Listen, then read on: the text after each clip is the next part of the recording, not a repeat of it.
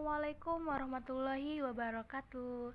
Selamat siang anak-anak, gimana kabarnya hari ini? Semoga kita dalam keadaan sehat walafiat ya. Oke, pada pertemuan kali ini saya akan bahas mengenai dampak dari perubahan sosial pada masyarakat. Oke, langsung aja ya. Nah, setiap perubahan sosial di dalam masyarakat ini menimbulkan suatu dampak. Nah, dampaknya ada berapa macam? Ada dua macam. Dampak yang positif sama yang negatif. Oke, kita membahas ke dampak positif. Yang pertama, dampak positif dari perubahan sosial ini adanya modernisasi ini. Salah satu dampak positif perubahan sosial ini adalah modernisasi. Apa sih yang dimaksud dengan modernisasi? Modernisasi ini adalah bentuk transformasi atau perubahan kehidupan masyarakat yang tadinya tradisional menuju ke arah yang modern sesuai dengan namanya. Kita contohkan misalkan smartphone. Dengan munculnya smartphone itu adalah suatu bentuk modernisasi. Nah, dengan adanya smartphone kan dampak positif ya, karena memudahkan masyarakat kita maksudnya ya untuk dapat memperoleh informasi secara cepat gitu. Yang tadinya kita itu menggunakan kantor pos itu ya untuk mengirim atau memberikan kabar yang biasanya datangnya 2 hari 3 hari. Nah, kalau misalkan dengan adanya smartphone ini menjadi lebih cepat, kayak cuma 1 menit aja langsung datang gitu, langsung nyampe ke orangnya gitu. Lalu yang kedua, modernisasi ini akan berhasil kalau masyarakat ini memenuhi syarat-syarat. Kayak ini nih, modernisasi ini, handphone ini bakal datang nih, kayak misalkan handphone ini akan nyampe ke kita, ke masyarakat kalau misalkan masyarakat ini memenuhi syarat-syarat nih. Syarat-syaratnya ada apa aja? Yang pertama, masyarakat ini bersedia dalam menerima gagasan-gagasan baru untuk melaksanakan cara-cara baru. Nah, kalau misalkan tadi yang misalkan dengan adanya smartphone gitu, mereka tuh berarti menerima ya dengan adanya smartphone ini, dengan adanya cara-cara baru. Ternyata yang dulunya kita menggunakan kantor pos, akhirnya kita berganti nih ke smartphone karena kayaknya lebih mudah deh, lebih efisien juga, nggak ribet gitu kan. Yang kedua, syarat kedua nih, masyarakat ini, karena masyarakat lebih peka nih terhadap waktu, karena dengan menggunakan smartphone atau misalkan modernisasi yang lain, iptek yang lain, kayak misalkan dengan menggunakan kendaraan bermotor gitu, kayak lebih cepet deh daripada kita dulu ketimbang naik misalkan naik delman misalkan ya, beca gitu misalkan. Kayak lebih lebih modern sekarang deh, kayak lebih cepat gitu. Misalkan mau datang ke kantor pun lebih datangnya lebih cepat gitu, nggak lama gitu. Syarat yang ketiga, terlibat dalam perencanaan dan organisasi. Nah, yang keempat ini memiliki kepercayaan terhadap keunggulan ilmu pengetahuan dan teknologi.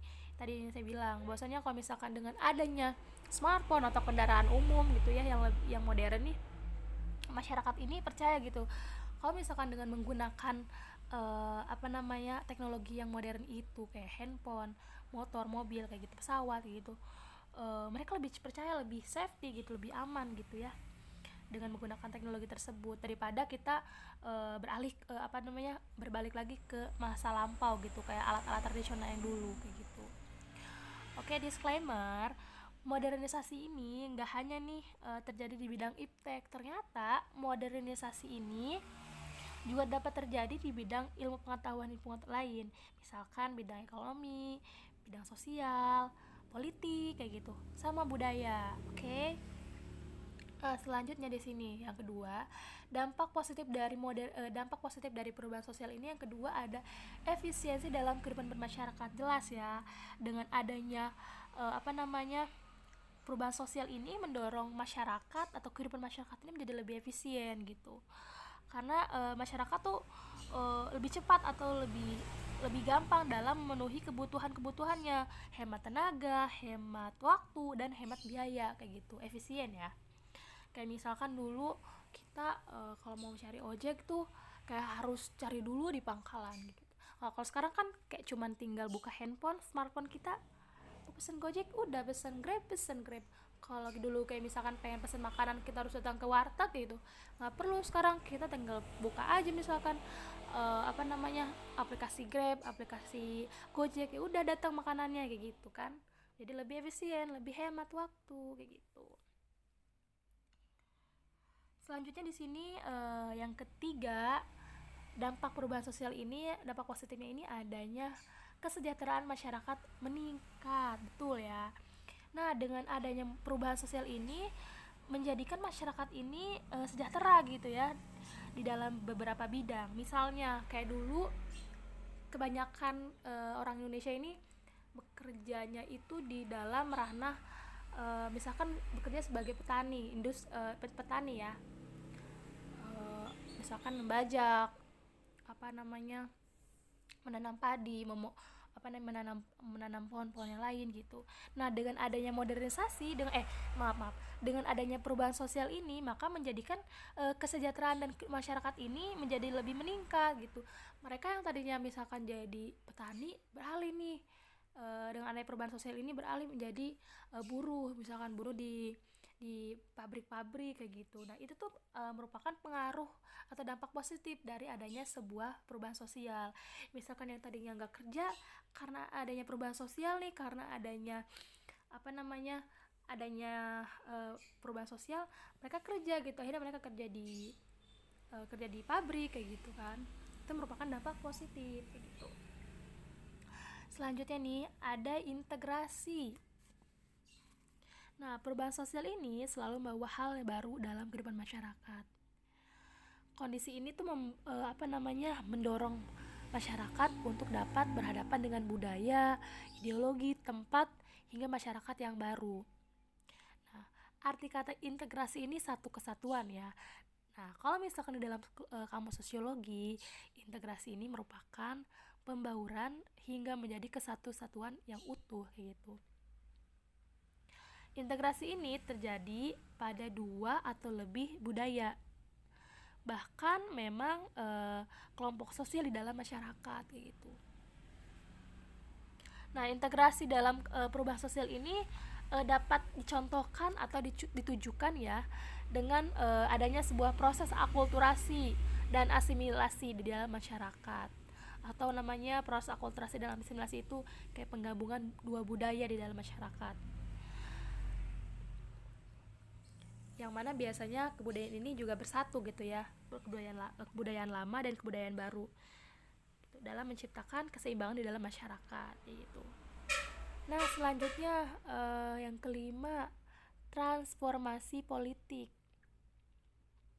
Nah, pengertian dari transformasi politik ini adalah sebuah proses perubahan politik suatu negara.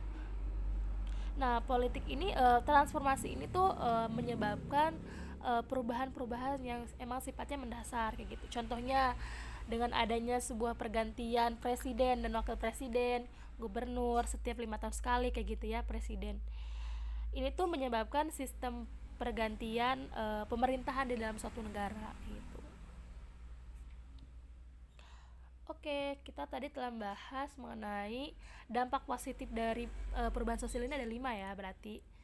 Oke, kita berlanjut ke dampak negatif. Dampak negatif ini, nah, selain dampak positif, ternyata perubahan sosial ini memiliki dampak negatif di dalam kehidupan bermasyarakat. Nah, dampak negatif ini menyebabkan terjadinya kemunduran atau kerusakan bagi masyarakat itu sendiri. Pertama nih, dampak negatif dari adanya perubahan sosial. Pertama ada culture shock. Culture shock dilihat dari namanya, shock kan kaget, culture itu budaya, yang mana kaget dalam suatu budaya tertentu. Nih, culture shock sendiri artinya atau merupakan keadaan masyarakat yang merasa kebingungan. Tadi kan shock kan bingung ya, kaget ya, terhadap kebudayaannya. Kayak kondisi tersebut disebabkan oleh perubahan yang terjadi di dalam suatu masyarakat, yang mana membingungkan masyarakat. Nih, contoh dari culture shock ini. Singkatnya aja ini ya. Culture shock ini contohnya misalkan dulu kita kan belum mengenal kompor gas ya, gas untuk memasak itu di kompor gas. Dulu kita nggak menang, dulu kita cuma pakai minyak BBM kan, bahan bakar minyak untuk memasak gitu di kompor. Nah, dulu akibat adanya kenaikan BBM dulu ya, maka gimana sih caranya biar menyeimbangkan ekonomi bangsa orang Indonesia? Akhirnya pemerintah ini mengkonversikan BBM menjadi gas. Yang tadinya kita pakai BBM nih dulu, pakai bahan bakar minyak ini, minyak tanah ya. Ya kita pemerintah tuh kayak mikir kayak gimana caranya ya biar masyarakat ini tetap seimbang gitu kayak ekonominya, dengan cara menggunakan gas gitu, tabung gas gini, dengan cara mensosialisasikan tabung gas ini ke masyarakat banyak gitu. Nah, tapi sebagian masyarakat ini kan udah disosialisasikan ya oleh masyarakat, oleh pemerintah dulu ya, dulu pas waktu dulu. Tapi itu sebagian masyarakat ini kayak takut, menolak gitu, atau belum siap dengan adanya sebuah perubahan baru, perubahan itu, misalkan tadi dengan adanya tabung gas. Karena mereka pikir kayak nggak nyaman deh, kayaknya lebih nyaman yang dulu deh, kayaknya lebih enak yang dulu pakai BBM gitu. Yang kedua juga mereka mikir kayak takut banget gitu, takut nggak aman, takut meledak kayak segala macam gitu dalam penggunaan tabung gas. Nah, hal itu tuh merupakan contoh dari culture shock. Mereka tuh kayak bingung, takut terhadap budaya-budaya baru. Nah, budaya barunya itu adalah itu dengan menggunakan kompor, dengan menggunakan tabung gas yang dulunya ini adalah BBM kayak gitu. Contoh kedua nih, kalau misalkan masih bingung, contoh kedua dari culture shock ini, pola pergaulan yang konsumtif atau hedonisme. Hedonisme itu orang-orang yang memuja kemewahan gitu ya. Sebenarnya kan kalau hedonisme atau perilaku pergaulan konsumtif itu bukan dari budaya kita gitu, bukan dari orang-orang kita. Biasanya orang-orang Jakarta tuh hedonisme gitu. Karena sebenarnya bukan kebudayaan dari kita sendiri gitu, tapi itu budaya barat gitu. Tapi karena emang itu tuh menjadi pola remaja pada saat ini. Nah, kalau misalkan remaja atau kita ini gak siap terhadap budaya baru dengan budaya hedonisme yang masuk ke Indonesia ini, menimbulkan perilaku tertutup atau perilaku menyimpang gitu. Oke, selanjutnya kita akan bahas mengenai dimensi dari culture shock. Biasanya ada nih beberapa penyebab dari kalau misalkan kita mengalami culture shock ini, kita juga mengalami beberapa hal. Yang pertama, dimensi afektif, yang mana biasanya kita mengalami bingung gitu, kebingungan, tidak tenang gitu, cemas, curiga, sedih, dan tidak aman ketika menghadapi suatu perubahan kayak gitu. Tadi dengan adanya yang konvensi yang tadi awalnya BBM ganti ke tabung gas, masyarakat tuh kayak takut gitu, takut meledak gitu, takut bahaya gitu, takut segala macam gitu kan. Akhirnya intinya masyarakat tuh bingung gitu. Yang kedua, dimensi behavior, berhubungan dengan kebiasaan masyarakat. Nah, perubahan sosial ini terkadang membawa kebiasaan atau budaya baru di dalam kehidupan masyarakat. Biasanya masyarakat juga sama mengalami kebingungan untuk gimana sih cara biar beradaptasi dengan kebudayaan atau hal-hal baru ini gitu. Biasanya kalau misalkan tadi ya saya bilang dengan adanya tabung gas gitu ya, kadang ada beberapa orang yang kita dengar ya kalau berita itu adanya sebuah ledakan dari tabung gas. Sebenarnya karena mereka tuh karena awalnya takut, bingung gitu ya, yang mana menyebabkan sebuah kesalahan terhadap penggunaan tabung gas tersebut gitu. Yang karena tadinya takut, cemas doang karena adanya perubahan itu. Oke, selanjutnya ketiga di sini adanya dimensi kognitif. Seperti yang kita tahu, kalau kognitif kan berhubungan dengan pengetahuan kayak gitu ya, pemahaman dan persepsi. Perubahan sosial terkadang membawa budaya, pengetahuan dan ideologi baru bagi masyarakat. Padahal kita sendiri tuh udah punya budaya ya. Tapi karena adanya kebudayaan baru menghasilkan pemikiran-pemikiran yang dulu kita, kebudayaan kita yang lama tersingkirkan atau terkikis gitu dengan adanya perubahan-perubahan baru gitu. Oke, selanjutnya di sini adanya yang kedua, kesenjangan budaya. Kesenjangan budaya ini disebut dengan culture lag. Itu yang kedua ya, poin kedua, culture lag. Oke, secara singkat nih, culture lag itu beda sama culture shock. Kalau culture lag itu kesenjangan, yang namanya kesenjangan kan tidak sama gitu, jadi tidak merata.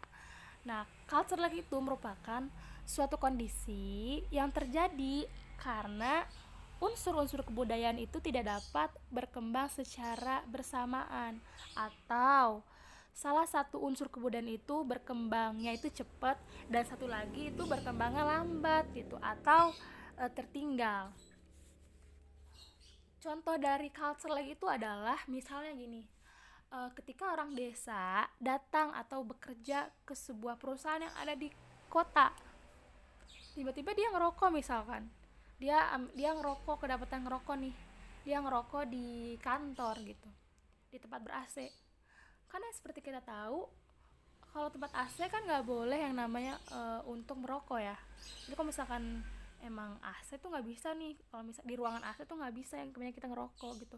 Karena tadi yang saya bilang, karena orang desa ini nggak tahu nih, karena mereka tuh mungkin tertinggal, apa kurang pengetahuannya tentang tidak bolehnya ngerokok di tempat ber AC. Akhirnya mereka karena emang mereka nggak tahu gitu, karena emang mereka tertinggal gitu, karena mereka nggak tahu tentang culture budaya yang baru gitu. Oke, sampai saat ini itu pengertian dari kesenjangan budaya, paham ya? Selanjutnya kita akan menjelaskan mengenai anomi, dampak negatif dari perubahan sosial ini. Ada anomi. Nah, anomi itu merupakan istilah yang diperkenalkan oleh si Emil Durkheim, yang mana Emil Durkheim ini merupakan tokoh sosiologi klasik ya, menggambarkan keadaan kacau tanpa peraturan. Nah, keadaan tanpa peraturan tersebut disebabkan oleh perubahan-perubahan sosial nih. Contohnya, misalkan dulu perang. Perang ini menyebabkan nilai dan norma masyarakat ini dapat memudar. Karena lembaga sosial ini tidak berfungsi secara optimal kayak gitu. Sementara itu, si masyarakat ini belum mampu untuk menciptakan nilai dan norma yang baru yang berfungsi sebagai pedoman untuk berperilaku. Nah, kondisi ini disebut anomi. Anomi itu kacau ya, tanpa peraturan. Selanjutnya di sini ada yang keempat, dampak negatifnya itu ada disorganisasi. Sebelum saya menjelaskan, saya mau memberikan pengertian dari disorganisasi. Nah, kata organisasi kan berstruktur, tersusun, rapi kayak gitu. Nah, kalau ada itu berarti tidak tersusun atau berantakan ya. Nah, menurut kamus sosiologi, disorganisasi ini diartikan sebagai keadaan memang tanpa aturan karena adanya perubahan pada lembaga sosial tertentu. Nah, disorganisasi ini juga diartikan sebagai proses pudarnya norma atau nilai sosial dalam masyarakat karena disebabkan oleh budaya-budaya atau perubahan sosial gitu yang datang gitu. Contohnya disorganisasi ini juga kenapa bisa ada gitu ya, karena memang dari kita sendiri, dari masyarakat sendiri itu lemah gitu akan nilai dan norma yang udah tertanam kuat gitu.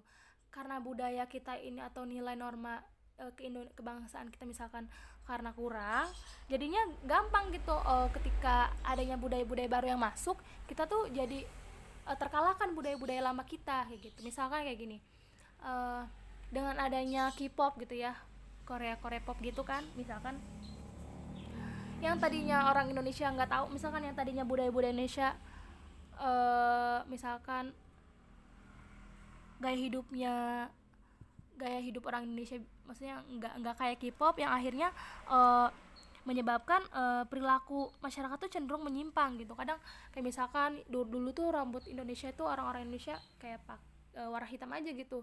Nah tapi kalau sebagian masyarakat Indonesia tuh melihat K-pop atau orang Barat dengan mengecat rambut gitu, akhirnya ikut-ikutan yang tadinya kita nggak ada tuh istilah mewarnai rambut gitu. Karena dengan adanya perubahan itu akhirnya orang kita tuh ikut-ikutan ngecat gimana kayak gitu. Misalkan memutihkan apa namanya badan gimana kayak gitu. Karena sebenarnya itu kan emang pengaruh dari perubahan-perubahan itu, pengaruh dari kebudayaan baru kayak gitu.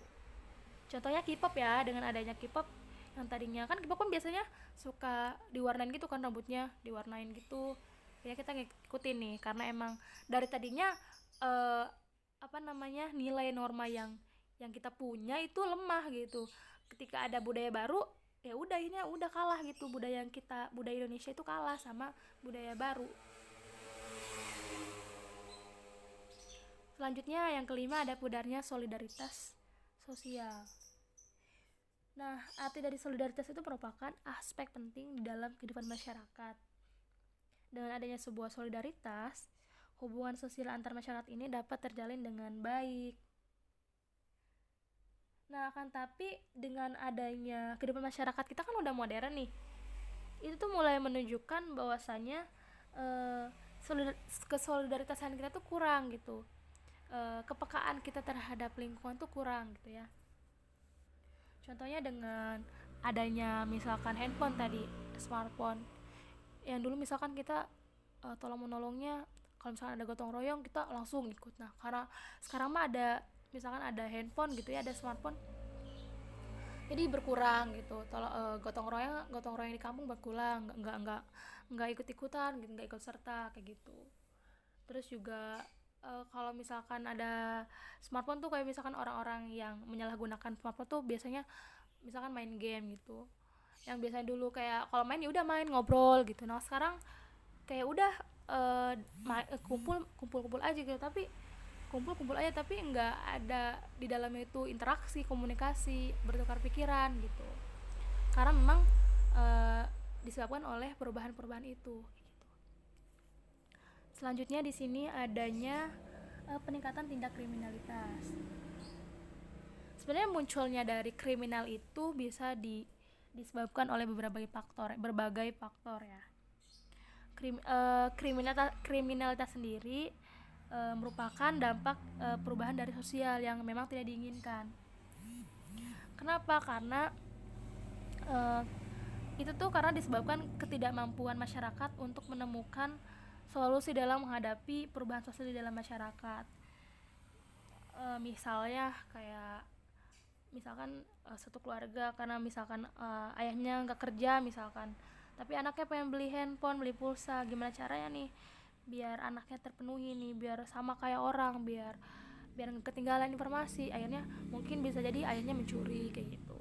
Itu merupakan apa namanya dampak negatif dari adanya sebuah perubahan sosial gitu. Oke, selanjutnya yang kedua terakhir ya, pencemaran lingkungan. Nah, dengan adanya apa namanya perubahan sosial ini berdampak negatif, yaitu terjadinya pencemaran lingkungan. Ya misalkan dulu kita contohnya kita menggunakan apa namanya menggunakan gelas aja gitu, menggunakan minum itu menggunakan apa sih namanya cup-cup gitu ya. Nah kalau sekarang kan banyak nih kayak misalkan menggunakan cup-cup plastik gitu. Kalau dulu kita menggunakan yang ada di di tanah liat itu dibikin gelas gitu. Nah kalau sekarang karena adanya sebuah perubahan sosial, kayak misalkan adanya plastik gitu tuh, kayak sedotan, apa-apa sekarang pakai plastik, apa-apa pakai sedotan gitu. Beli minum ini dikasih cup plastik, beli apa namanya beli barang di sini kita dikasih plastik kayak gitu. Nah itu tuh menyebabkan pencemaran ya terhadap lingkungan kita, yang menyebabkan juga kita mengalami bencana alam, misalkan banjir kayak gitu. Itu merupakan dampak negatif dari perubahan sosial. Nah, yang terakhir di sini ada marginalisasi. Nah, marginalisasi ini merujuk pada orang-orang yang mengalami pembatasan terhadap berbagai aspek kehidupan, sehingga berada pada pinggiran yang mana terabaikan oleh sistem di dalam masyarakat. Kenapa sih masyarakat ini mengalami marginalisasi? Nah, marginalisasi ini terjadi ketika suatu kelompok masyarakat ini tidak atau belum dapat mengakomodasi proses perubahan sosial. Contohnya nih, proses industrialisasi. Misalkan tadi yang saya bilang, sebenarnya kan proses industrialisasi merupakan sebuah proses perubahan sosial gitu. Dengan adanya pabrik-pabrik itu tuh merupakan contoh dari perubahan sosial yang tadinya kan kita uh, mengetahui mata pencarian kita itu cuma menanam, bercocok tanam doang gitu, paling berdagang gitu. Nah, karena dengan adanya perubahan sosial ini tadi, proses industrialisasi yang tadinya masyarakat kita ini kerjanya hanya sebagai petani, ada nih ternyata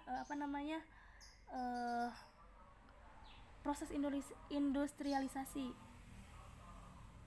yang tadinya misalkan tempat ini dijadikan sebagai lahan pertanian, karena adanya sebuah perubahan sosial menyebabkan butuh nih bentar ya. Nah, oke lanjut. Karena maraknya berkembangnya perubahan sosial, yang tadinya maraknya pabrik-pabrik itu tuh menyebabkan yang tadinya lahan pertanian itu diganti menjadi lahan industri gitu. Akhirnya orang-orang kayak kerja di dunia pertanian gitu ya, misalkan mereka kerja di bercocok tanam gitu, akhirnya tersingkirkan, termarginalisasikan atau terabaikan oleh orang-orang yang bekerja di industri kayak gitu.